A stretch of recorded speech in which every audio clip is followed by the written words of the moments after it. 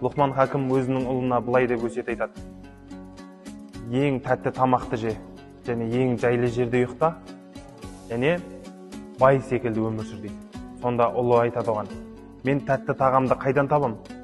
Қалай жеймін оны дейді. Сонда сенің қарның ашса, қарның ашып тамақты жесең, сонда барлық тамақ саған тәтті болады дейді. Және де мен қандай жайлы жерде ұйықтаймын, қандай жер маған жайлы болады дегенде, сен шаршап келіп жатсаң, бүткіл жер саған жайлы болып көрінеді дейді.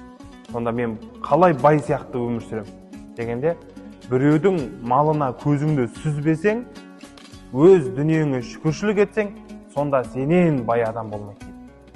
Сол себепті біреудің байлығына көзімізді сүзбей, және қарнымыз ашпай, тамақ жемей, шаршамай, бостан бос ұйықтап өмірімізді өткізіп алмайық.